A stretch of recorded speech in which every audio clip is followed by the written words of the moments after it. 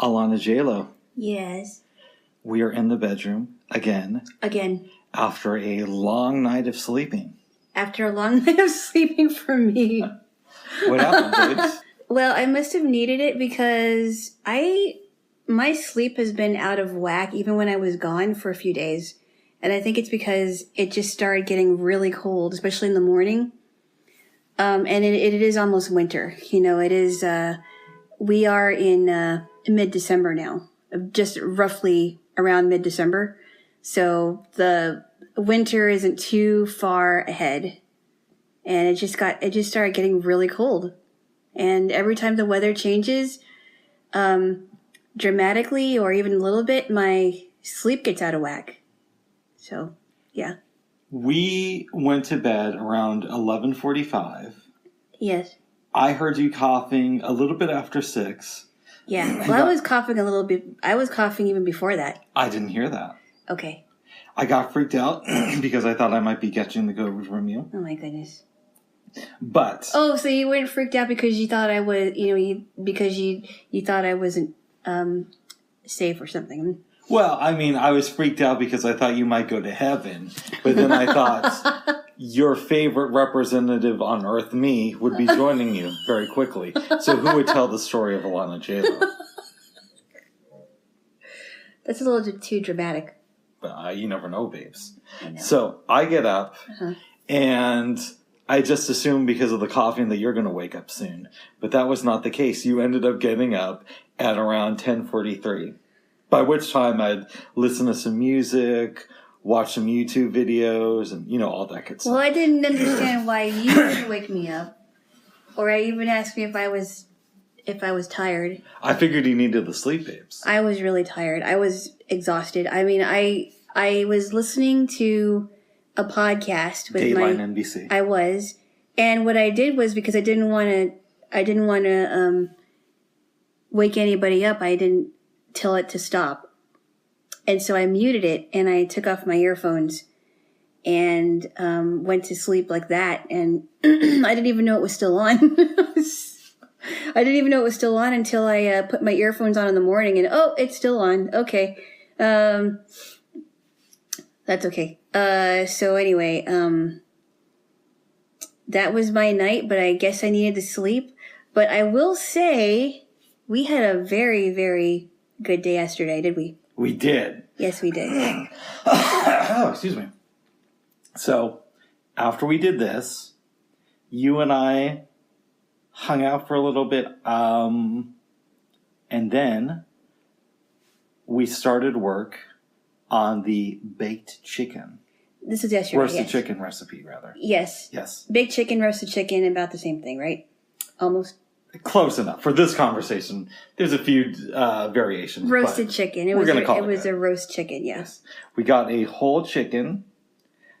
I sliced up some Yukon Golds. I sliced up the onion. Mm-hmm. We put a little bit of garlic. We were a little upset because when you ordered rosemary, you got the dry kind. Yeah, and I thought that, and I specifically said rosemary leaves, but I guess for some reason they were low on rosemary leaves. That's Instacart for you. But I will say she did get me rosemary, and I was okay with that. Yes, we made a sauce, covered our bird, put a warm lemon inside it. So good. Place it inside the oven, and then I showed you an episode from season 2 of Deep Space Nine that we had not watched before, because I figured it would be good to get back into the series a little bit slowly, since you had been away from it for a while. Yes. Do you want to talk about this episode, babe? So the premise of the episode, I'm going to have you give the play-by-play. But the premise of the episode was that there was a Bajoran family who adopts a Cardassian orphan, or at least that's what it looks like in the beginning. The episode starts out, Dr. Bashir is eating with his good buddy Garrick. When this father comes in and he has an adopted Cardassian, they sit kind of close to Garrick and the doctor, and the Cardassian boy is looking at Garrick. Garrick stands up, goes over to compliment the father and the son, places his hand on the shoulder of the boy, and the kid turns around and bites Garrick. Hard. Yes. On his hand. We go to break. We come back. And, Garrick is getting treated, but the commander wants to know about this. He wants some history.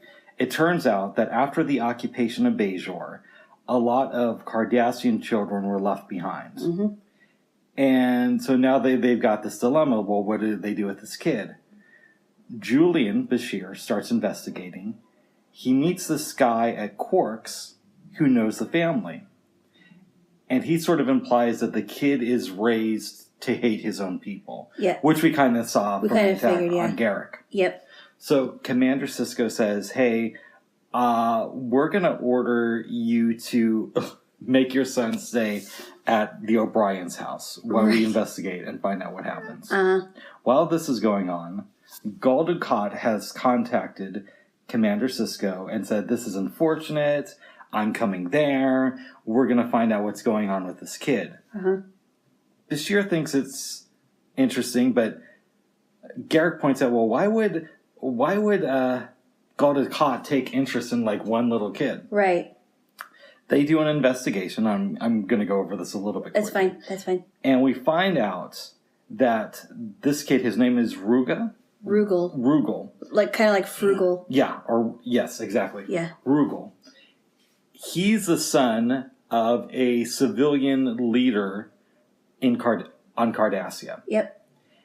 And we also learn that he was taken to this particular orphanage by one of Gul Dukat's underlings. We never find out who it is, which I kind of like.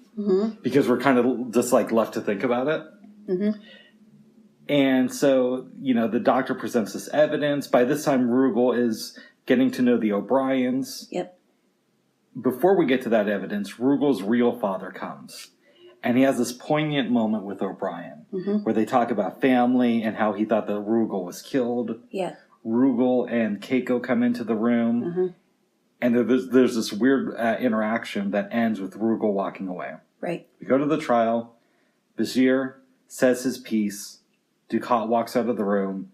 And Sisko decides that the kid should be returned to his real father. They're walking on the promenade. Sisko and the dad. And the dad says, well, thank you so much for helping me with this. The commander replies and says, well, just keep this in mind and maybe help some more of the orphans that were left behind in the future. And the dad, I felt kind of like brushed him off, like, okay, well, I got my kid. Yeah, I got my kid. I don't have to worry about the other. That's cool and everything, bro, but don't count on help from me. Well, I thought it was interesting because remember at one point, excuse me, Rugal's dad was saying, I'm worried about the children. Yes. So he was trying to come off as someone that was a concerned father because he thought his son was killed. So I thought that was kind of interesting. Well, he's worried about his children. His children, yeah. He doesn't care about Bajoran children. He doesn't care about anybody else's children except for his child. Kids. Yes. Okay, I see. Yes. And then they go onto a spaceship. They leave, and that's the end of the episode. I enjoy this episode a lot, and I'm curious overall, what's your opinion on it? Well, I'd like to know what happened with his Bajoran adoptive father and mother, because we don't see his wife, right? We don't see the Bajoran. Just the dad. Right. Because he raised Rugal, obviously, to hate his own people. And I was thinking about that because I've seen shows in the past. I couldn't tell you which one it was, but it was fascinating and very disturbing to know that there are some families that will raise their children to think that they're another race than their own race, because the parents hate their own race so much that, and it's the opposite, of course, of this case. But I just thought about that too, and I thought, it's kind of poignant today in some ways. Go on. Although we're dealing with alien races. in the story. Instead of like self-hating white people. And or self-hating whichever people it is. Right. Doesn't matter if it's white or black or whatever. But it's fascinating, but also very, very unsettling and disturbing. Yeah, and again, this is why I think DS9 is such a great show.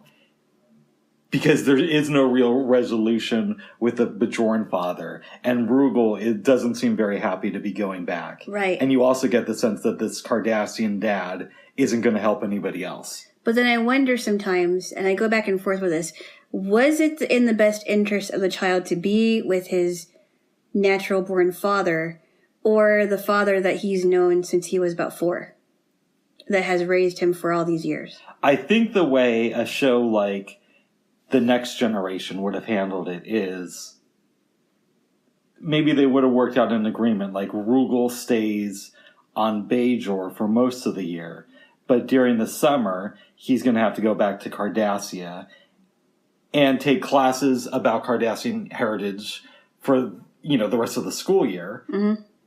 Then when he's 18, he could decide by himself. But Sisko made a definitive decision, this kid's going home. Right. Which is, again, goes back to the greatness of Deep Space Nine. Because either way, you'd kind of be unhappy with the answer. Yeah, it's not a win-win situation. No. At all, actually, for the child.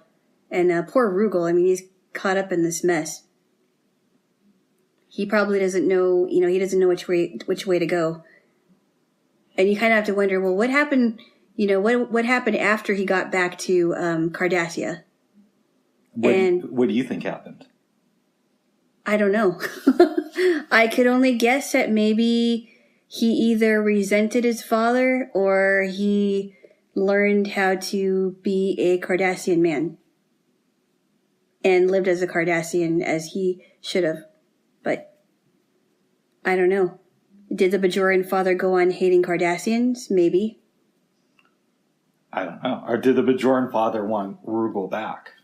Did he want Rugal back? Or did he think, oh, well, Rugal's father was bound to come back someday and I have to give him up? But the Bajoran father seemed very, very angry. I would be too, though. I would be too, yes. Because think about this. You grew up on this planet, it's your home world, and you're this hated species. Mm-hmm. Finally, you gain independence, and you adopt a child that represents the people who occupied you. Yeah. You're raising him, and then he's just taken out of your custody. True, very true.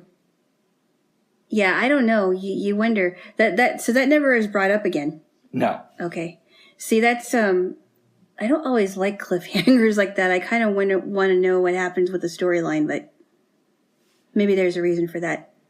I mean, anything could happen. Like, Rugal could go on to be this great figure who unites Bajor and Cardassia. Mm-hmm. He could wage war with Bajor. He could die in a shuttlecraft accident when he's 16. You just don't know. Right. For all we know, his father beats him to death. Yeah, right. So, does Rugal's father love him? Or does he see him as like an object that he can have? His real father? Well, I don't know. I mean, it seemed like maybe he did, but at the same time, we don't know. There's no way to know. I don't know. What do you think? That's a tough one. I don't know either. And even the Bajoran father, I'm not sure either. Yeah. I lean in the direction of they loved him, but I could be swayed the other way. I think they both did, but I think they wanted two different things for him. And, poor Rugal is confused. Yes. Because he doesn't want to betray his adoptive father, but he was brought up to hate his own species. What does this episode teach us about O'Brien? Because there's one point where Keiko is getting ready for dinner, and O'Brien kind of pulls her aside, and they're talking about Rugal. He says something to the effect of, hatred is bred into his DNA. Yeah, like a gentleness has been taken out of there. Something like that. I forgot the exact verbiage. But and then she said, that was a very ugly thing you just said. Is O'Brien racist? I don't know that he's racist or that he's just afraid of something different. Because I think the people that are blatantly racist are racist because number one, they were taught to be racist, and from family members or whatnot. And number two, they just don't know enough about the people to really really have any basis for their racism. It's just, I was taught that way. And I'm scared. A lot of it is because of fear. I think he's really afraid of it. I don't know that he's racist. That's fair. At least not blatantly racist. So it may be something that's like subconscious, but he doesn't recognize it. I think he has a subconscious fear of Kardashian anything. That's how I see it. I don't see him as a blatant racist. That's good. I don't think he's like the grand poobah of the KKK or anything. No. There's no episode of DS9 to that. No, but I will say I appreciate how they talk about and they bring these issues to light because it's poignant today, even more so. Yeah, it's crazy that a show that came out almost 30 years ago is so relevant in our own time. That makes it such a good show, I think. Yeah. Mm-hmm. It's grown. It's like DS9 is like a fine wine. It gets better with age, I think. Mm-hmm. Or cheese. Cheese, because cheese gets better with age. That's true. Mm-hmm. Yes, babes. That's right. After we watch that. Yep. Well, first of all, do you have anything else you want to say about this episode? I honestly think that one was almost just as good as Beyond the Stars. Wow. Okay. Well, because of the undertones of it, the underlying tones of it, I think. I like this episode. I like Beyond the Stars better. I will say that. Okay. Yeah. I like this episode a lot, but they're not in the same league. But I am glad that you enjoyed it so much, though. They are not in the same league.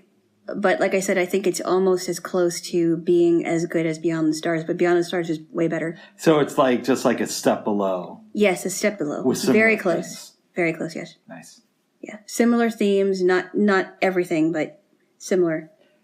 Yeah, and Far Beyond the Stars is a little bit... Far Beyond the Stars, yeah. It's more on the head. It is. And this, you got to like put a little bit more thought into this. But... I'm glad you liked it, though. I think that that Avery Brooks should have gotten an Emmy for that episode. Far Beyond the Stars? Yeah. I can make an argument that he should have gotten multiple Emmys because he also directed it. Wow, he did. Yep. He only directed it by himself. To the best of my knowledge, he directed this episode by himself. I think DS9 is vastly underrated, and you can see because I don't know that the show won any Emmys. Wow. That and watching it today, as I've gotten older, watching it today, I don't understand why it didn't get any Emmys. It's so poignant. A lot of the episodes are very poignant today. It not only did it not win a lot of awards, many Star Trek fans didn't like the show. I just don't understand it. I think they should give it a chance. And I'm not even a big Star Trek fan either. Yeah. And I like it. I really like it. I mean, this episode proves my point, kind of, that it is the best Star Trek series out there. In my humble opinion. Besides TNG? I think it's better than TNG. Wow. Yeah. You think there's a lot more depth? Yeah, and I loved TNG and the original series. Mm-hmm. And Voyager even has a couple good episodes. Yeah. But the show is just above and beyond. Wow. Yeah. Now, there are bad episodes of DS9. Yes. But the good episodes are often great. And the character development on DS9 is second to none in the Star Trek universe. Mm-hmm. That's my take on it, babes. Okay. Yes. So, we finished this episode, talk for a while. Then we remove our chicken. Yes. You hit the iPad. I did, by mistake. That's okay. Sorry. Not after that, but yes. Just now. And while we were waiting for it to cool down, we listened to this band called Climax. Yes, From the 80s? it's a pop / R&B band from the 80s called Climax. It's very good. I was not familiar with them. Yeah, I was familiar with some of the hits because I heard an album of theirs, and I also listened to some of their hits on the radio. And I enjoyed their stuff. It's surprisingly good. It was very good, yeah. And some of the songs sounded way 80s. Yes. But I like that sound. It's kind of fun. It's kind of fun, yeah. I carve up the turkey. Well, first I give you a piece of onion. Yes. Wasn't it good? It's so good. Yes. It was so good with the skin on it. Or part of the skin on it. It was good. Yes. And they tasted sweeter, actually. They did. But we finally ate. And how did you feel about the food, Alana? Oh, the Yukon potatoes that we used for the potatoes tasted so good, especially with the skin on them. And the onion gave it a lot of flavor, the chicken, and so did the garlic and everything, all the spices in there. It was really good, and the chicken was really moist, and I could taste the lemon in there. Yeah, it was so good. It was really good. I was very impressed. Yeah, the garlic was really good. It was amazing. Yes. It was really good. We did very good together yesterday, I think. We did. And we didn't take our 2 minutes off of meditating. Or I meditate during that time. I don't know what you do. But we didn't take our 2 minutes. You know what I do. Uh-oh. No. No, Alana prays. Yes. Okay. And then she tickles wood. I think the reason we didn't do it, babe. Yeah. I kind of thought about it, during the process, but we hadn't worked together in the kitchen for 2 months. If it definitely, yeah, that is correct. We haven't seen each other in 2 months. And absence makes the heart grow fonder. Yes, exactly. Actually, the last time I saw you was 3 days before I left. Yeah, but it wasn't. Same. Your relative was here. It wasn't quality time. Yeah. No. In the future, we got to go back to taking the break because I think it really does help both of us. It does help a lot. But we didn't miss it last night. We still worked really well. We didn't get snippy with each other. No. The food turned out great, I feel. No, and the music was great, and we just enjoyed I think it's because we enjoyed being together, working together, because we haven't done that in so long that we had to get back in the swing of things, and that was the only way we were going to do that. Plus, I've been completely isolated. I don't think, besides for delivery people, I've talked to anybody in person since the last time we hung out. Wow. That's really unbelievable. And me, it was the opposite because I feel like I didn't have my own space for a couple of months. It literally felt like that because I had a relative over, then we went to see more relatives up north, then I came back, same relatives over, went over to see relatives for another 2 weeks, which was supposed to be 1 week, and you already know about that. I do. And it was just so nice to, of course, have a couple of days to myself, and then you got here and it was even better. We've been having fun, babes. And even though I go home tomorrow, I come back next Friday. That's right. For another 3 days of fun.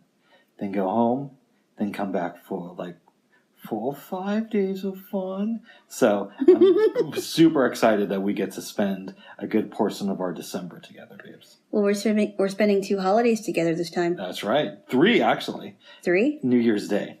Right. Yes. Well, actually, no, 4.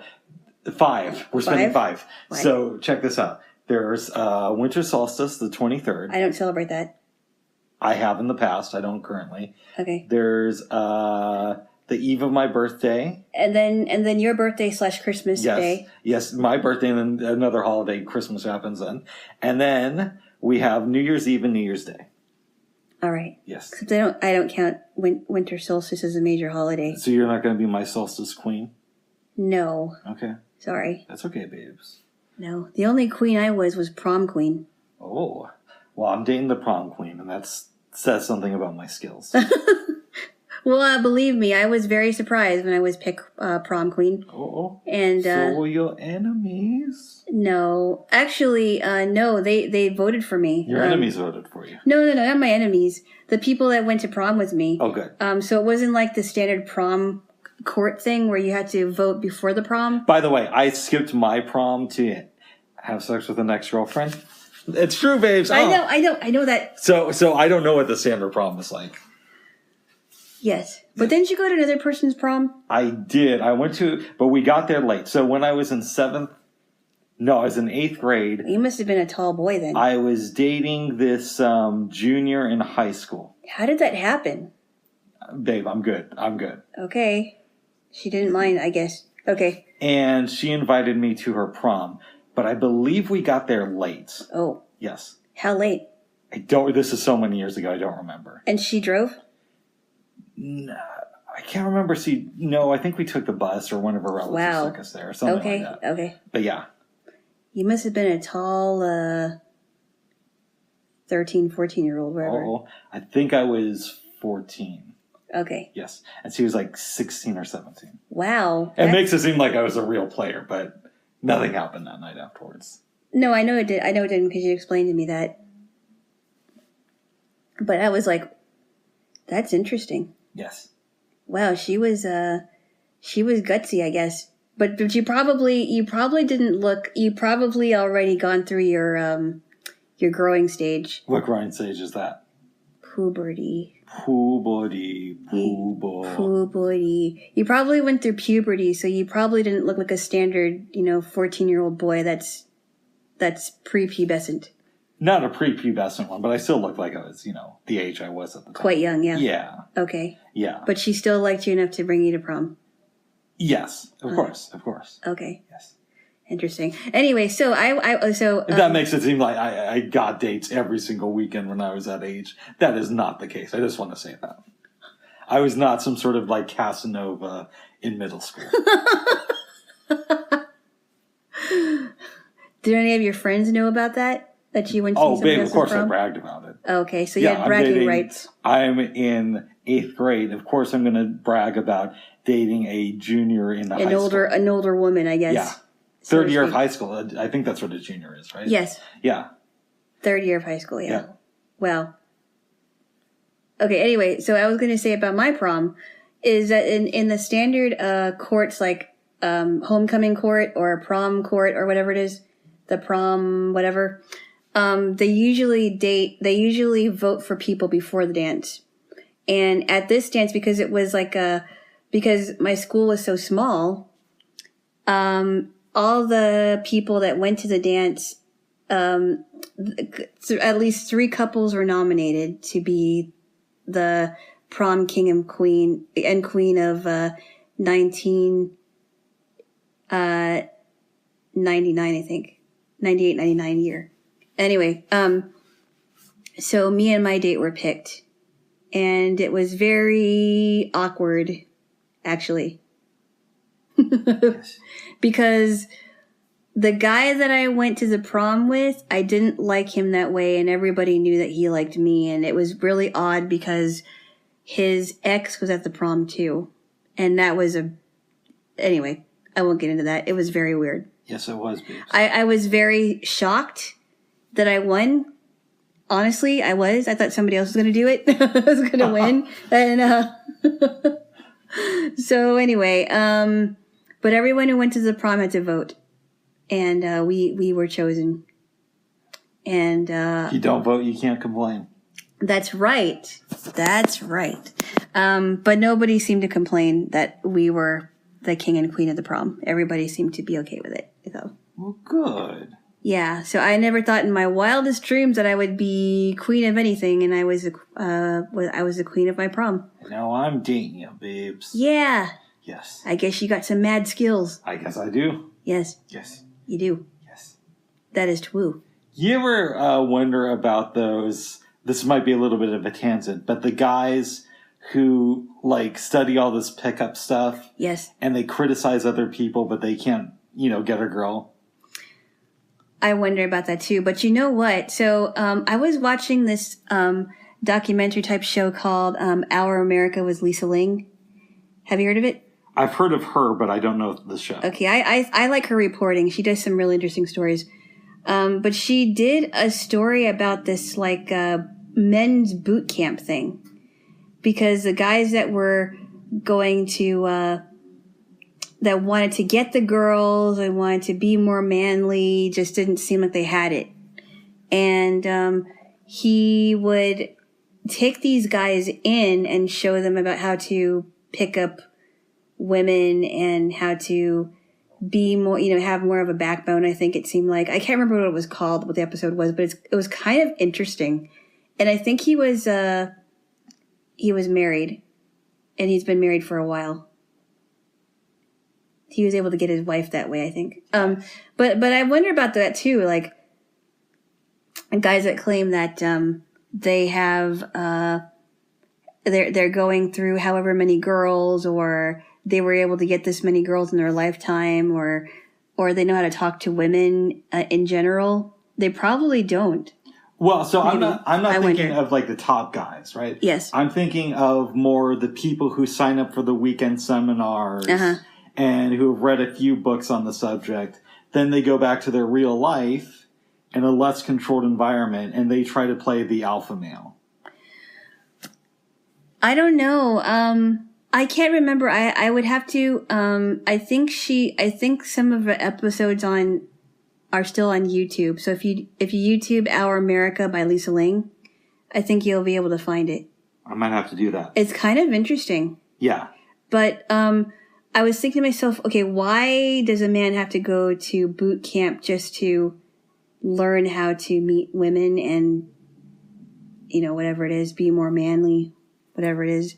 I just don't know why. I think they have to pay a fee too.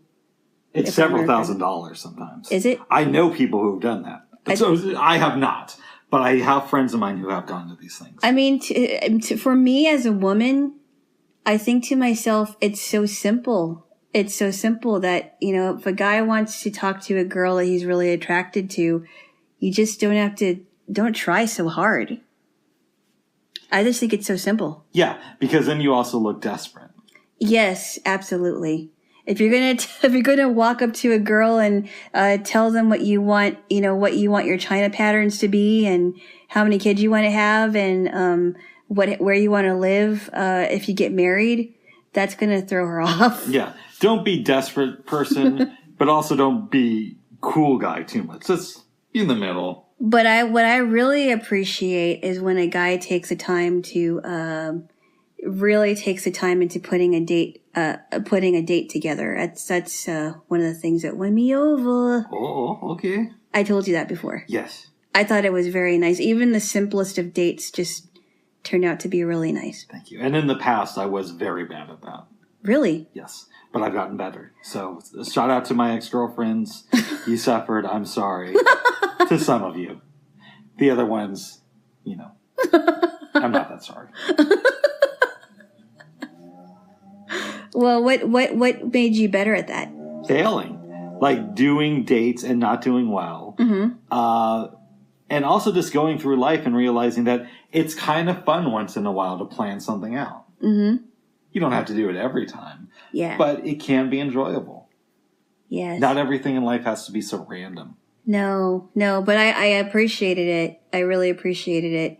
And especially when we started listening to more music together, I think that was another thing that I was so happy that you were so into music. And I would actually really take the time to plan playlists. Yeah. It's good too. Yes. A little bit of jazz here, a little bit of oldies there. Hip-hop. Yeah. It was good. I mean, your playlists were just really good. Oh, thanks, babe. And so that's one of the things that really wins me over like that. Yeah. Nice. Jaylo. Yes. After we had dinner. Mm-hmm. It was a very good dinner too. Mm-hmm. I showed you a film that I think is two films that were underrated. Mm-hmm. But we started with one that my mom took me to see. And I want to say the Coin Theater, which is no longer around, in 1994. Mm-hmm. Written and directed by Whit Stillman, and the name of the film is Barcelona. It was really good and very... I was nervous going into this, whether you're going to like the movies or not. It was funny. Yes. It was funny, but a different kind of funny. They kind of reminded... the basic premise is that Fred is just come back from the military. Is that right? Fred is still in the military. He's coming to stay with his cousin Ted, who's a civilian, but who is in sales over in Barcelona. Yes. And they're around 30. Yeah, they're around 30. And Fred's in the military, but he's like emotionally inept and isn't all that smart, actually. I think he thinks he's very smart, but he isn't. He's a little bit of an airhead. He's definitely an airhead. But Ted is, when he's talking, Ted has, not only wants to improve himself emotionally, but he wants to be a lot more deeper with women and just looking at their physical beauty. Kind of, right? Yeah. Ted has some issues too, but he does. They're both good people, but Ted is a little bit smarter. He's a lot smarter than Fred, I think. Okay. I think he is. And he's just trying to figure out life. Yeah. Yeah. Would you like to go through the play-by-play? Let's do it. If you haven't seen the movie, press pause. Get it. It's worth watching, I think. It's really good. And I'm going to skip over some stuff, but I want to give a bit more of an overview. So it starts off, we're in Barcelona. It's a rainy night. And Fred goes to Ted's, I want to say it's an apartment, in his Navy uniform. Ted lets Fred in and says, you could have called. And Fred's like, I called you from the airport. I would never just not call. I think it's great. And Ted gets him situated in the room and says, how long are you going to stay? And he's like, I don't know. And he's like, they say that guests start to stink after the first day, after the third day. And Fred's like, well, you'll find that I start to stink after the first day. I'm definitely staying here more than 3 days. So they go out, see the sights, they talk about life, and Ted explains that he's going to try to pursue relationships with homely or average-looking women. Mm-hmm. Ted finds that a little bit weird. They get into an exchange about it. They see this sign as they're driving, and Fred makes Ted stop the car so that he could redo it. Because it says, Yankee pigs go home. Right. And I want to say Spanish. Yeah. Yes. Then somebody that Ted knows sees them, pulls over, invites them to go out dancing. They go out. Ted is on the dance floor. And Fred explains to these women that Ted is into the Marquis de Sade. Is that a Spanish for S&M? Marquis de Sade wrote about S&M, babes. What now? The Marquis de Sade, I believe, wrote about S&M. Oh, I didn't know that. Yes. Okay. And he says, well, you see how awkward he is on the dance floor? That's because he's wearing all this leather and it's really constricting. Yes. Fast forward to the next morning. Fred is in bed with this girl. And he starts, I love this thing, he starts talking about shaving. It's like, I saw this commercial. And I've always shaved this way, but the commercial says to shave the other way. Is it a closer shave? Yeah, and it's like, what if I've been shaving wrong my entire life? I could have taught my son to shave the wrong way. And she's like, well, you have a kid? And he's like, no, but I might have a son one day. Maybe I'll teach him how to shave wrong. So, Fred made, I'm moving around a little bit. Ted made plans to hook up with the girl from the club.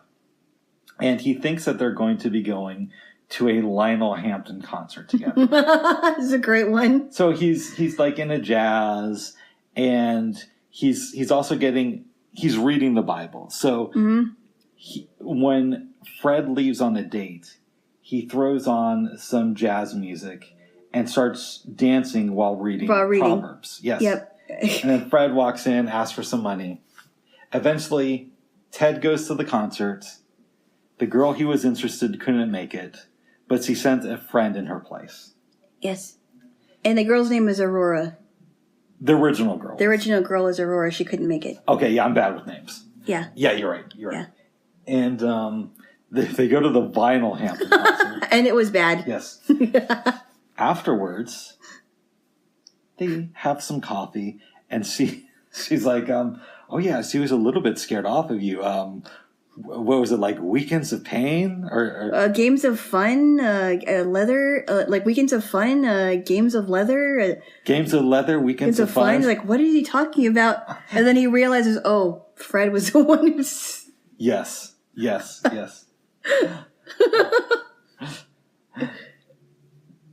Ted really starts to like this girl. And at some point, he asks her to move in with him. Mm-hmm. She's dating a guy whose name I can't remember. Ramon. In fact, we see that couple in the beginning of the movie, remember? Exactly, yes. Ramon. Yes. Ramon. Yes. There's a scene, and my mom actually... So my mom saw this movie first. She comes home to me, and she's telling me what's going on in the movie to try to get me to want to go and see it. And she described this scene. Mm-hmm. And it was the scene that made me want to go and see the movie. And I'm going to butcher it. I'm not going to do as good of a job as she did back in the 90s. Mm-hmm. But they're basically now having a picnic. Fred, Ted, the girls, and Ramon. And Ramon is a reporter who's kind of like anti-American. Yes, he is. Ted's trying to explain, well, think of America as these ants. We're these black ants, but we want to help the red ants. And Ramon gets offended because at first he thinks that Ted is saying, well... I thought it was Fred. Was it Fred that said that? Or was it Ted? It was Ted who said that. Okay, yeah. We're going to get to Fred in a second. Okay. Ramon is like, well, you're reducing us to ants. And Ted is like, well, no, I'm reducing us to ants too. You're the red ants, and we're the black ants. Mm-hmm. There's like an ant White House, an ant military. And it's an ant farm. And he's explaining about how ant farms work. No, that's a different scene. Oh, okay, I'm sorry. But anyways, so he's like, and you guys are the red ants. And then Fred is like, we're the red ants? Ted points at them, and Fred kills them. I remember that. Yes. Does he kill him with like a cup or something? Something like that. Yeah. Okay, so moving along in the film. Fred and his girl go into the apartment, and Fred says, I'm going to take 5,000, whatever the currency was. Pesetas. Yeah. And you're my witness, and I'm writing down, this is my IOU to be paid back within 72 hours. So he takes the money, and, the two cousins have their conflicts. Fred thinks he's being followed. Mm-hmm. Part of the reason is because Ramon wrote this article saying that he was starting up some new program. And right. At one point, an American base or an embassy gets bombed, and there's a whole thing. Mm-hmm. So one day, I choose to believe it's in the morning. The cousins are talking. Ted goes over to check his money and see that it's all gone. Mm-hmm. Accuses Fred of stealing. And we should say that there was an accident with a kayak. Yes. Do you want to describe it, or do you want me to? This goes back to the time where he was talking about when they were 10, right? Yes. And Fred sells his kayak. No, Fred stole the kayak. Stole the kayak, I'm sorry. And it drowned. Yeah. It's like, thank God I was a better swimmer than you. You could have got killed on that thing. If anything, you should thank me for saving your life. So, since then, Ted has always thought that Fred could be a little bit nefarious. He sees his money missing. He says, you graduated to grand larceny. Kicks his cousin out. Mm-hmm. Fred goes over to his girl's house, sees that she has the money, takes it, sees her sleeping with another man. And she's trying to go after him. Yes. But she leaves. He leaves. He's in a cab. There's a motorcycle behind them. Guy pulls up, shoots through the window, hits Fred in the head, and he's in the coma. Mm-hmm. His cousin rushes to the hospital, is there with him all the time, and then a girl re-enters the picture. So the girl, who was staying with them, I think it was Marta and Greta. Greta, yes. Greta was the girl that came. He was hoping that Aurora was going to come. Something like that. Something like that. But I wish I was better at names. He was trying to get more people to come and help him with staying with Fred. Yes. Yeah. Eventually, Fred wakes up. A side plot to this movie is Ted thinks he's going to get fired by this guy who's coming into town named Dickie Taylor. Yes. Who he doesn't like. Yeah, that's funny. That his boss's name is Dickie Taylor. Dickie. Dickie. So he goes to meet Dickie at the airport, where he is informed that his mentor is dying, and that's why he hasn't contacted. Yeah, Jack is Ted. dying. Yeah. Yep. And that Jack wants Ted and Dickie to sign an oath that they will remain on the staff for another 5 years, but Ted has to move back to Chicago. And he thought, oh wow, I thought you were going to fire me. Yes. Yeah. Yes. Eventually, Ted gets married, and the movie ends with a group of people eating hamburgers. I know I skipped over some stuff, Jaylo, so if you want to cover something that I didn't, feel free to. So Ted ends up marrying Greta. Yes. And Fred ends up marrying the girl that Ted was interested in after Aurora. I can't Montserrat or something. Montserrat. It sounds like Maserati, but yes. It's Montserrat or something. I don't know how it's pronounced, but she had a weird name. So Fred ends up interested in her and ends up dating her. And Ted ends up marrying Greta, who was helping him take care of Fred in the hospital. Yeah. So. To me, this is a film that hardly anybody talks about. Yeah, I mean, it was an independent movie, right? It was released by Warner Brothers in Castle Rock, but I have a feeling that they probably bought it at some film festival and that they didn't actually finance it originally. But I am always surprised how few people discuss this movie today. You were the only person that told me about it. Yeah. I've seen it maybe 10 times. Wow. Since 94. I remember once in the early 2000s, I saw it on Showtime at 5 in the afternoon, and I was shocked that they were showing it there. Because Showtime is showing this movie. Wow, that's really huge. Yeah, because Showtime shows some other movies that probably wouldn't be in theaters, I would think. Right? Yeah, but this film, nobody talks about it, even back then. I don't think it's streaming anywhere. You could probably buy it off of Amazon or Apple, but I don't think they have it on Netflix or anything. I think this is an example of an underrated movie. It's great, and nobody talks about it. Yeah, and just the way that the cousins, how they act around each other is really funny. Yeah, really, really funny. What stands out to you? In particular, I just like the personalities of both of the cousins and how they're so different from each other. And then wondering how Fred ended up going to the military when he's really an airhead, know, and how Ted could be smarter than Fred, and he's trying to improve himself. And one of the gags I like in this movie, if you can call it that, is that most of the time when Fred is just out living his life, he's in his military uniform because he doesn't have any civilian clothes. So when you see him wearing any, it's only because he borrowed them from Ted. Yeah, after he, borrows his money and he takes his girl. Well, by then Ted already is getting married to somebody else. So had the kayak accident. You should be thanking me for saving your life. Yes. It's such a good movie. It is a really good movie. Yes. It was very it was funny. I mean, there's so many funny things in there. to this day, not only am I shocked that this movie doesn't get discussed, I'm really surprised that none of the actors from this movie went on to become like A-list celebrities. Because I just would have assumed that when I watched it in the early 90s. Yeah. Yes. But isn't it interesting too, like the movie, like we talked about the movie Fat City, the weird one that we never understood, right? Mm-hmm. And how that got more recognition than, it seemed like it got more recognition than Barcelona. Yes. Which I think is really weird. Because why would it get more recognition? Probably because John Huston directed it and it had a few actors in it of note.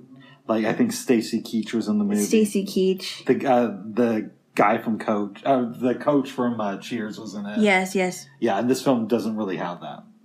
I mean, Chris Eigerman was in some commercials, and he went on to work with Whit Stillman in The Last Days of Disco. What commercial was he in? I don't remember that one. I think for like Citibank or something. I could have that wrong, but some bank in the late 90s, yeah. Oh, wow. I did not remember him. Mm-hmm. Yes. So, overall, you like this movie a lot. I did. He, both those guys did so good with their characters. Yes. They were very convincing. I'm curious. Yeah. Let's say it's next Thanksgiving. And for some reason, I'm not over here, you're visiting relatives, and they ask you, hey, we want like a different type of movie to watch. Is this a film that you would recommend to any family members? Oh, yeah. There's a lot of funny things. There's some heavy things, but it isn't quite that heavy. Yeah. They make it heavy, but it's not like super, super heavy that no one would want to watch it. I think they would enjoy it. Oh, good. Yes. Good. Because this was a film I was very nervous whether you were. I think my mom would like it. Yeah. I think any of my relatives would like it if they like good comedy. Now, speaking of other movies, yes, we should talk about Love and Death on Long Island. Love and Death on Long Island. I think they would like that one too. Oh, I'm glad that you say that. But I also think that, I have my opinions about it. I did like it. But I do also think that they would like it too. Yes. Should I give a brief synopsis, or do you? Yes. Why don't you do that? Okay, so the film stars John Hurt and Jason Priestley. Starts off, John Hurt is this famous writer named Giles Death, but it's pronounced Dea. Dea. Yes. Dea. He's an English dude. And when we first see him, he's giving this interview to the BBC, and we can tell that he's out of it. Like, he doesn't really know about TV or even how the interview is broadcast. The guy interviewing him says, we would really like some of your novels adapted for the big screen. Like, look what they're doing with Ian Forster. And John Hurt, being out of it, is like, okay. So after the interview, he goes to see a movie that is an adaptation of one of Ian Forster's book. I forget which one it was, but he walks into the wrong theater and ends up watching a classic, Hot Pants College 2. What a name. Yes. What a name. Yes. It sounds like a very overrated teen / young adult movie. And that's the way it is kind of portrayed within the guise of this film. Yeah. So he's watching it, and he sees Jason Priestley, who in Hot Pants College 2 is playing Corey. He's captivated by the performance. Watches the credits, sees that his name is, and I'm horrible, Ronnie Bostock. Ronnie Bostock. Yes. He begins to become a little obsessed with Mr. Bostock. Yeah, very obsessed, actually. He buys the teen magazines. He rents other movies starring Ronnie. Yes. He has this deaf neighbor, which kind of comes up later in the film. Yeah, the deaf neighbor, yeah. And there's this one scene where they're watching this sitcom that Ronnie used to star in called Home is Where the Heart Is. Oh, I didn't know that's what it was called. Yeah. Yeah. And I only know that because of the scene where Giles is having that dream where he's on this game show and he's being asked questions about Ronnie's life. Yes. And the host of the game show is like, Now, Ronnie did not appear in the first Hot Pants college movie. Why was that? He gives the wrong answer, and the host is like, wrong. It's because he had contractual obligations with the sitcom Home is Where the Heart Is. And if you remember, yes, like a couple scenes later, he's talking to his agent, and he's like, what is a sitcom? I thought it was so funny. Yes. And then he was talking to his maid, Mrs. Barker, because Mrs. Barker, he says, I don't think you need to clean up this room anymore, and I also, I don't think I need your services after 2:00. Well, what about your dinner? It's like, oh, I think I'll manage, because he doesn't want her to see all this, magazines. Like, why does this guy have teen magazines there? And it was just so funny. Yes. So basically, he relieves her of her services. Yeah, for however long it was. For like the afternoon. For the afternoon, yeah.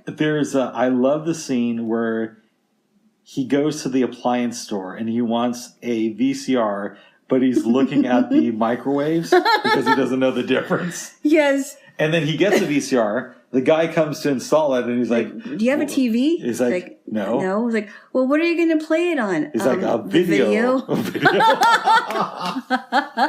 And then he goes to get the movies at like this Blockbuster rip-off place. Yeah, yeah. That was fun. Yeah. He was already, he found a way to watch them. Yeah, because he eventually did get a TV. He did get a TV. Yes. And then he gives that lecture where he's talking about film acting, and he's like, let me talk about the underrated profession of film acting. And what about something about the future? Well, anyway, the something yes. thing about the future. That was great. He was giving a lecture to college students, or? I think that's what it was. That's so funny. Eventually, Giles decides to go to Long Island.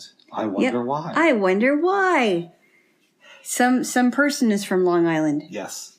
He gets a hotel room. He doesn't really know what he's doing. He finds a restaurant that becomes his favorite dive. Mm-hmm.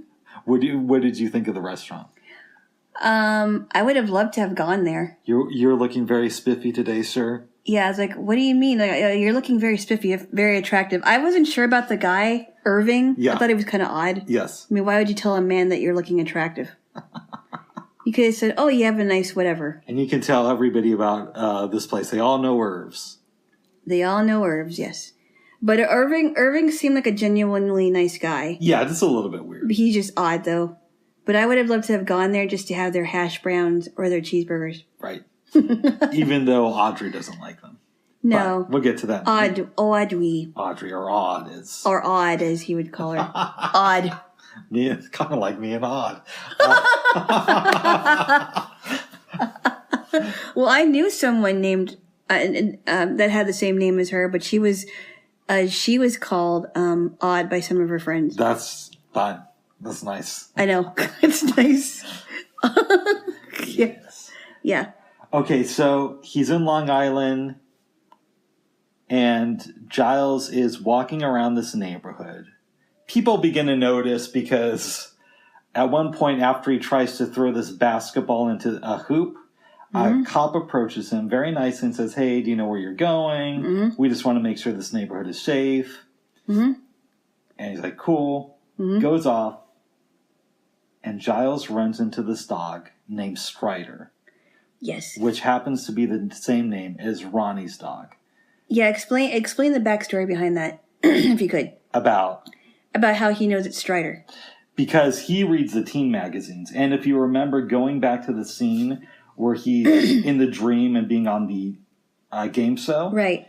And the topic is Ronnie. Mm-hmm. One of the questions is, what's the name of Ronnie's dog? Oh, right, okay. Yeah. So the next day he's at Irv's. And he's like, well, what's a common name for an American dog? Have you guys ever heard of the name Strider? Have you ever heard of Strider? Like, no, Yeah. And then so later on, he sees Strider again. The dog growls, but then is called over by Odd. By Odd, yes. Or Audrey. Or Audrey. She lets him into the house. She goes off to the supermarket. I love this. Yes. Giles hails down just a random car and is like, it's an emergency. It's an emergency. And the guy says, well, the hospital? And he's like, near supermarket.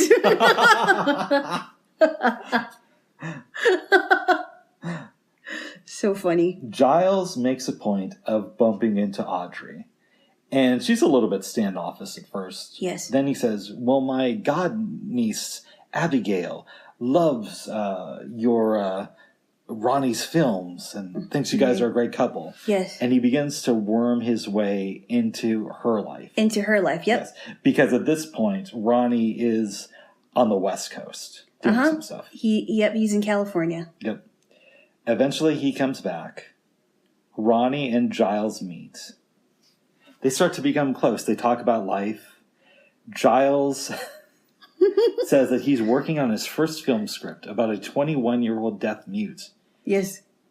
He can't talk. That's the whole point of the picture. Yeah. You have to be in this role. You have to be in this role, and he experiences life through the television. Right. Which I wonder where he got that idea. Yeah, I wonder that, yeah. Yes, from his neighbor. Right. Right. From his neighbor, yeah. And because she herself is deaf, yeah. Exactly. So, so there's a scene that I think I should bring up. Go ahead. Because, they're just getting to know Giles. And Audrey decides, hey, Giles, why don't you call your godchild? That was his god. He said that was his godchild. Okay. Why don't you call your godchild Abigail? I'm sure she'd like to talk to Ronnie. I'm sure Ronnie would like to say hello to her. And he's like, well, it's, and he's thinking, but it's almost midnight in England. It's only 5 hours.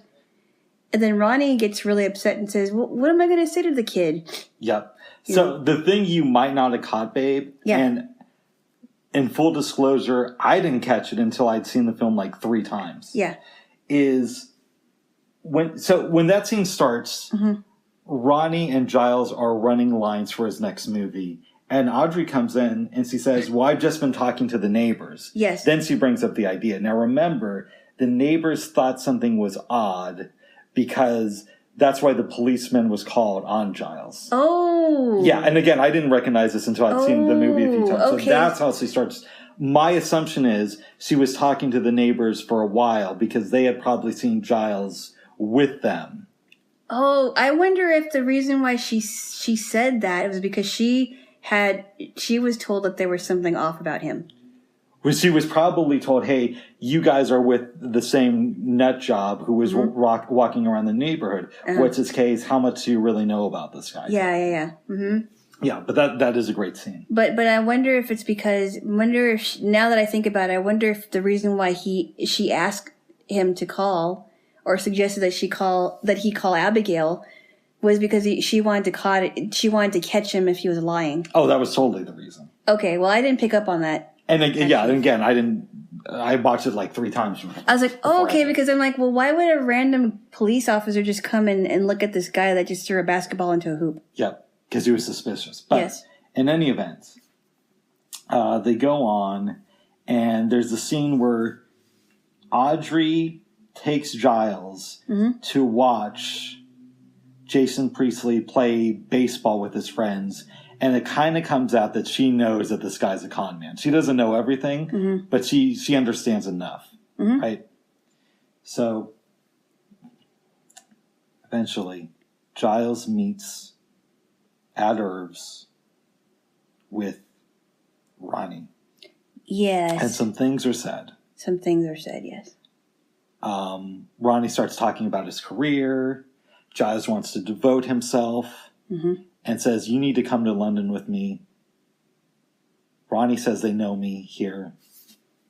Giles says, as what? Yes, and that was a very interesting question. It was, and I imagine it's one that Jason Priestley probably got fairly often in the 90s. Yeah.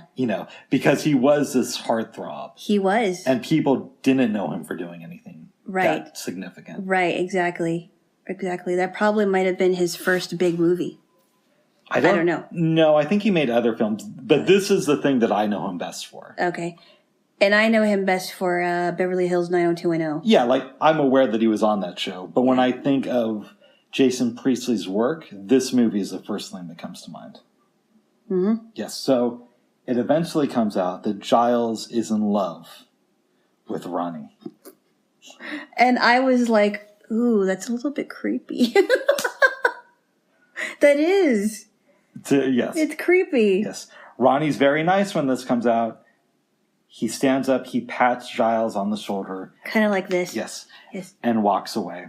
Yeah. Eventually. I thought he was gonna throw something at him. I wasn't sure what was going to happen when I'm in the theaters for the first time. And I thought I was going to punch this. him out or something. Yeah. And Giles decides to leave town, but before he does, he sends a fax to Ronnie, revealing everything. And there's this great scene where he's in this cabin. He's like, "Can one unsend a fax?" How can one get it back? He's like, "What do you mean, sir?" What do you mean, sir? He's like, "Can one get it back?" It's like, do you want to go back? And he's like, well, I think it's too late for that now. Ronnie reads this long fax. And at the end of it, there's this thing about how, I know if you read this far, you are going to save this fax and read it so often throughout the years that eventually you'll have it committed to memory and wonder what your life could have been. Yeah. So then I love this scene. He starts tearing it up. Mm-hmm. And then before he can go too far, he starts collecting the pages and organizing them in a safe way. Yeah. And then he keeps it. Yes. And like the last scene of the movie is Giles goes to the cinema to watch the film that Ronnie was working on when they were hanging out. And Giles had written a few lines for a funeral scene in that movie. He goes in and it shows him watching that scene that he wrote with Ronnie giving this eulogy with the words of Walt Whitman. Right. I think this is a great movie. This is a great movie, although towards the end was really creepy. Tell me. Because I honestly, and I think I told you this yesterday, I thought that something was going to happen and Giles was going to go after Audrey. Wow. Well, because remember, if I don't know if you caught this, but when she was on the phone with Ronnie, because Ronnie was on his way home, she was like, "Screw you! He's old enough to be my father." Yeah, yes. Because she thought, he thought that Audrey, jokingly that Audrey was going to go for Giles. Yes. And I thought that might have happened too. That's interesting. And I like this movie because it keeps you guessing to the end. You don't really know what's going to happen with these characters. Yeah, and that's what I liked about it. I thought maybe he was obsessed with Ronnie because it had something to do with his own life. But I had no idea that it had anything to do with love. But I do remember when Giles was talking about being in love again or loving again. It does have to do with his own life because Ronnie represents the things that Giles isn't. Okay, Ronnie's young, which is one thing, but he's also connected to the world. Yep. He has friends and... He knows what TV is. He knows what TV Giles is. has to, get a VCR and not have anywhere to plug it into to realize that you need a TV if you're going to do that, Yeah. And so I think he represents a lot of things to Giles that he doesn't have. Right. And so I don't even know if he loves Ronnie or if it's just something he tells himself. I wonder if Ronnie would have gone back with Giles, would they have stayed together or would they have broken up fairly quickly? Or would they not even get together? See, I kind of have the feeling that they both would have grown to hate each other. You think so? I think Giles would have been too controlling. Ronnie would have wanted his own space, that type of thing. Yeah. And Ronnie, I think, as much as he wants to be a respected actor, the lure of going back to America and being in these teen films and making all this money. He was in America. No, but I mean, if he would have gotten together with Giles and gone to England. Right. Giles would have wanted him to. Yeah. I think that would have been too great. I think they maybe would have lasted a year. You think so? Yes. I thought it was interesting too because Giles thought that, he mentioned to Ronnie that, I suspect that you and Audrey aren't going to last forever. And he's like, why do you say that? He's like, well, it's pretty obvious to me. Yes. Because of what was going on and how, and I'm filling in the blank here, how Audrey wanted to surprise, Ronnie by taking him up to her parents or her folks' place because she wanted to get him away from Giles. Yes, that's my assumption too. I think you're right about that. I think you may be right about that. But in some ways, Audrey's kind of dumb. Like, she is. There's Mexicans in Germany? They're everywhere. Just as much as there's Chinese in the Philippines. Right. But there are some people who... they just don't know certain things, but it doesn't mean that they're dumb on everything. No. Yeah. No. That is true, but I was wondering, too, if she was another airhead. Yes, in some ways. In some ways she is, yeah. Yes. Yeah. I am so glad that you enjoyed this movie. I did. Yes. And it's so interesting because I don't know much about John Hurt. Have you seen him in any other movie? I'm sure I have, but honestly, this is the movie when I think about either of them that I go to. Wow. But it's so interesting that they chose these two people, John Hurt being as old as he was, a British man, and Jason Priestley being a young American guy. They could have chosen anyone for these two parts. Yes. But I think they chose the right people. I was just like, wow. When we got to that scene, when he admitted his love for Ronnie, I was like, whoa, I wasn't expecting that at all. No. I was not expecting it at all. I thought he was going to say that he loved Audrey. It makes complete sense, though, because why would he come all the way to Long Island after watching Ronnie's movies and reading all these articles about him? I'm wondering something, babe. Okay. We're doing this a few days after the 40th anniversary of the murder of John Lennon from a crazy fan. Yes. I know Giles in the movie has a life. Yes. I mean, it's not much of one, but he's made a little bit of money. He's had some success. Yeah, he's written a lot. He's written some things. What, if anything, does this movie say about obsession and stalker culture? Yeah,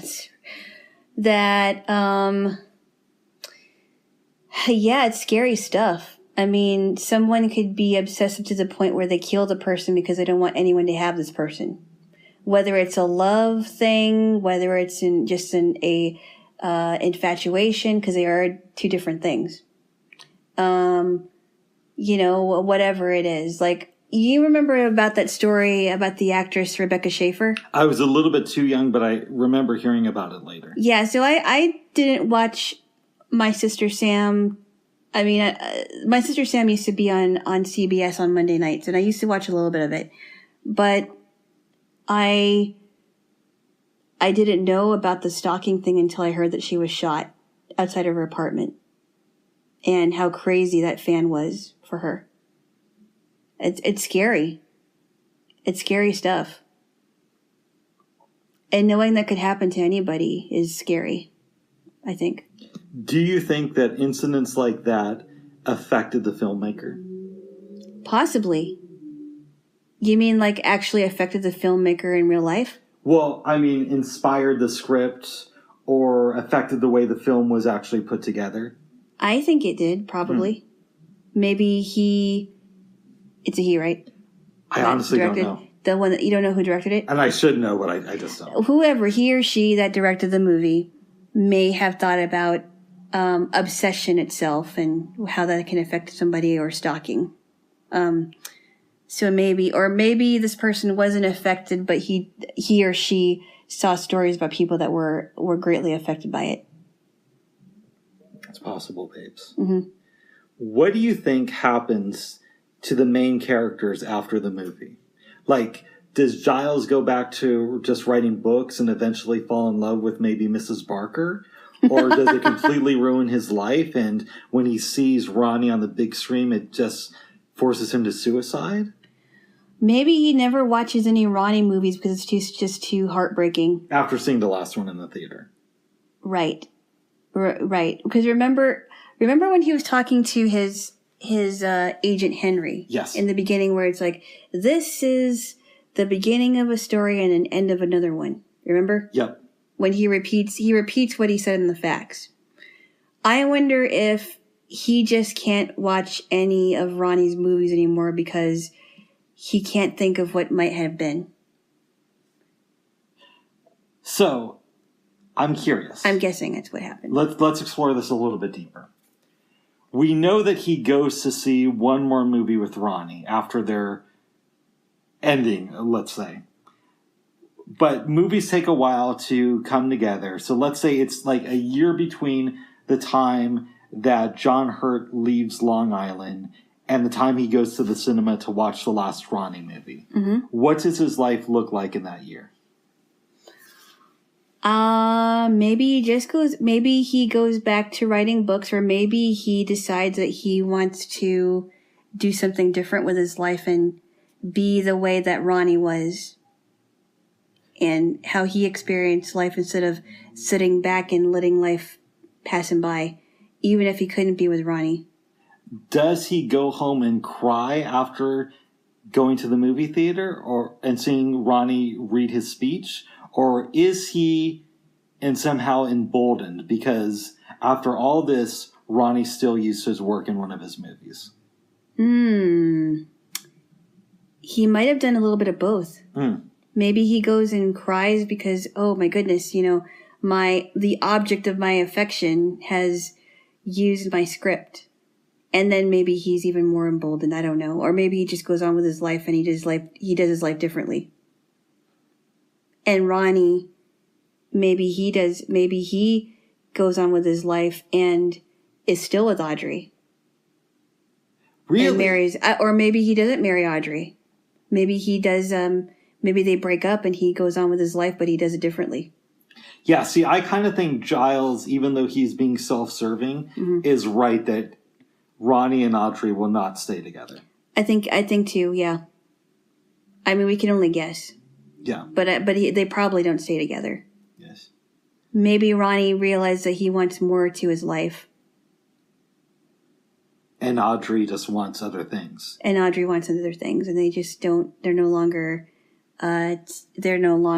growing apart, maybe. Yes. Especially since he keeps the facts. We know that Giles had an impact on him. Yeah. He keeps his... I wasn't sure. I thought he was going to throw it out. I really was. It looked like that for a second. But that was not to be. Wow. Yes. If there was a way for me to talk to Jason Priestley, because, unfortunately John Hurt is no longer here, I would like to ask him, what were you... When you read the script, because, they have to read scripts before they do it. Yeah. When you read the script, what did you think about it? Were you like, oh my goodness, I can't believe this is creepy? Or were you like, we could work with this. This is going to be fun. It's different. I choose to believe that he had a lot of fun working on this movie. You think so? That's what yes. But I don't know that for sure. Okay. He might have a different take on it completely. Yeah. Maybe he, in real life, was obsessed with John Hurt. And that's why he agreed to take the part. I doubt that's the case, but you never know. Maybe that's the running joke. Wouldn't that be funny if at the end of the shooting, Jason Priestley calls John Hurt up for one last breakfast and he says, the reason I took this film is because I'm actually in love with you. Maybe that's a running joke. Yes. Maybe they jokingly call each other lover boy. Yes. Hey, lover boy, you want some breakfast? No, maybe it's just a running joke and they're just really good friends, but It's possible. You can only wonder. But, John Hurt is gone now, so. Yes. Would you recommend this movie to anybody? I mean, not outside of this you would, it sounds like, but anybody that you actually know. I would. Okay. It would be different. It would be definitely different. Well, it's kind of like when a friend of mine, and we both like this movie, actually, you and I, a good friend of mine and I watched Muriel's Wedding, and that was an odd movie. And I honestly, in watching that movie, I'd probably watch it again, but it was really weird. And we both enjoyed it, actually. We both enjoyed the movie, as weird as it was. I do. Well, I don't know if this friend would like this movie because of the creepy thing that happens towards the end. But I do think that other people might like it. Would you ever tell your family members to watch it or no? I think I would. Wow, okay. I might do that, yeah. They wouldn't know what it's about unless they watch it, right? Yeah. Unless you told them or they listen to this. And right. I doubt either one is going to happen. Yeah. Yes. It is good. It does make you kind of think, though. It's a great movie. I am so glad, I know I've said this before about other ones, but that I got to show you 2 films from the 90s that I personally think are incredibly underrated. 90s films are just great. There's a lot of great There's a lot of great 90s films that are underrated. And a lot of great ones that we still haven't watched. Right. Right. Mm-hmm.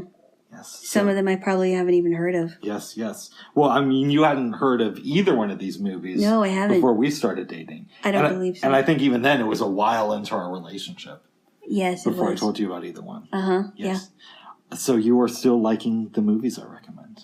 Yes. Which is good. I mean, there's some movies I wouldn't watch again, but I did like them when I was watching it. Would you watch Love and Death on Long Island again, or just recommend it to people? I may watch it again. Okay. I don't know. I may watch Barcelona again, actually. Yes, I could see you rewatching Barcelona. That is so funny. Yes. Maybe I would watch Love and Death on Long Island again. Nice, babe. Boys. Knowing now what really happened. You know? There we go, Jay. Whoa. Yes. Yes. So, fast forwarding a little bit. Yes. Back to this morning. Yes.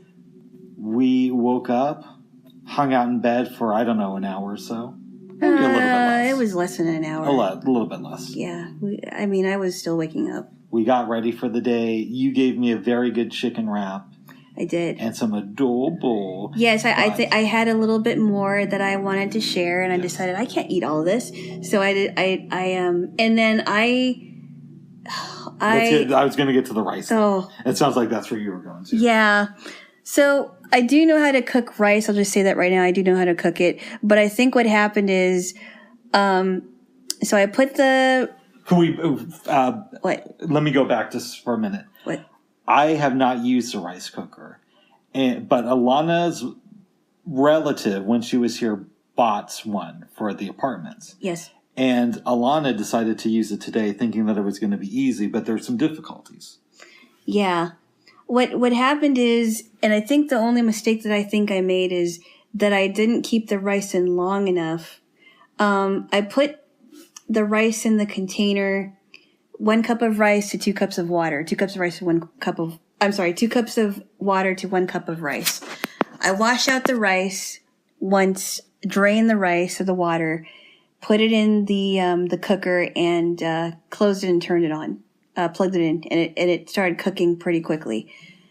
And I thought that after it was done sizzling, it'd be fine, but it turns out it wasn't so. Because what I didn't do was I didn't check it after... and I kept it in there. So, that was something I didn't do. And I was trying to call I think I'm going to call my relative after this to see approximately how long you're supposed to keep rice in there cooking, because it was really hard and crunchy, and it's not supposed to be. It's supposed to be soft and moist. Full disclosure. I did not taste any of this rice. Alana would not let me, which is probably a good thing. No, I did not want you to taste rice that was not cooked all the way. It was very undercooked, and I was very upset because I really wanted to do good on this rice. And it's not that I couldn't do it again. It's just sad because I made 2 bowls of adobo, and one of them I was really hoping that I could share the rice with you, but it just wasn't going to happen. So, yeah. What, if anything, have you learned from this situation so far? Leave the rice in there longer. Don't be so ambitious. Okay. It could be that the rice might be better for dinner. I don't understand that, but keep going. Dinner? No, but you mean we reuse the rice, or you'd use rice that you haven't cooked yet? We can still reuse the rice because if it's good. I don't know if we'd want to do that, but let's see what your relative says, because again, I have made rice many times, but never with a rice cooker. Okay. Yes. Yes, you will. Okay. In fact, I should check on that after this. After this, you will. But anyway, that was my rice situation, and I know what not to do. That is very good, babes. Very good. What not to do and what to do. But I have to check in with my relative because although I know how the mechanics of cooking rice, it's just a matter of how long is it supposed to stay in there. Kind of like noodles, you want to get noodles at the right temperature. I see that, babes. Yeah. I personally still think that cooking rice on the stovetop is very straightforward, but that's just me. Yeah. Yes. I honestly think that cooking rice in a rice cooker is much quicker, but or much easier, rather. Okay. But that's me. Okay. Alana. Yes. When you were asleep, did you have any dreams? I did not. At least I don't remember anything. I think I was in a deep sleep until I woke up coughing. You must have really needed that rest, babe. I certainly did. I feel better for it. Because, like I've told you before, and I've said at the beginning of this episode, right, is that I just haven't had, number one, a lot of space to myself. Number two, because the weather is changing, my sleep patterns change until I get used to it. Yes. So, yes. Yeah. I did have a dream last night with you in it. Oh, well, Okay. I'd like you to say that. So, what is your dream? You and I were hanging out in this apartment, and you said, "Wow, I heard that there's this abandoned unit in your building, and it's diagonally across from your apartment." So we go there, you move your stuff in for some reason, and we're hanging out for a good part of the day. I decide to go home. I see my front door is open, and that management has entered. Boxes are turned around. My bed the sheets are off and on the ground, along with the pillows and all that stuff. And I go into the kitchen, and there's a plate of food that's just like half eaten. And I'm assuming it's management. Then I wake up. Wow. So we were in this apartment specifically. At the beginning of the dream, but then we moved into the unit that's in my place, in my building. Oh, yeah, okay. Diagonally across from my apartment. Oh, wow. Yes. So I was in your apartment in the dream. You were in my apartment building. But then I left your unit that you were kind of squatting in and went back to mine. Kind of squatting in? Yes. Okay. Yes. All right. Yes, so that was my dream, babes. Wow. That's a weird dream. Yes, babes. What do you think it represents? I don't know. Maybe just fear over how the world has been changing recently. That's the only thing I can come up with. Do you have a fear of management just entering your house when you're not there? I have a fear of a lot of things. I wouldn't say I have a fear of that, but something like that could happen. I'm generally not too concerned about that at this point, though. But I think maybe just change. Like, what if I just get kicked out of my place randomly? I don't know. Why would you, though? I don't know, babes. Things happen. I guess. I've often thought that what if there's this huge earthquake and my place just goes down in flames? But hopefully that won't happen, babes. No. Yes. So, Jaylo. Yes. I'm curious. After we wrap this up, which looks like it's going to be fairly soon. It's fairly soon, yes. You're going to call your relative. And check on the rice.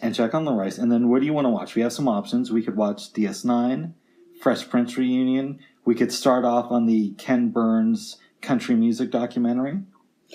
Or we could just make out for the next few hours. Why don't we decide that after I do those two things? I love that. Okay. All right, babes. Because I don't think everybody needs to know exactly what we're going to do for the rest of the day. And we'll talk about it tomorrow. Yeah. Yes. We will. Is there anything else you wanted to say before we wrap this up? No. It's just been so far a really nice Saturday, and I just enjoy spending it with you, Bubs. I enjoy my time with my Jaylo. And I think, since we haven't done this in a while, it's probably kiss. Kiki. Okay, stop it. All right, one more time. Oh, Jaylo. Okay, stop it. Okay, all right. All right. Are you trying to make it into like this theatrical thing? No. That's how I am whenever we kiss, baby. Whatevs. Yes. All right, everybody.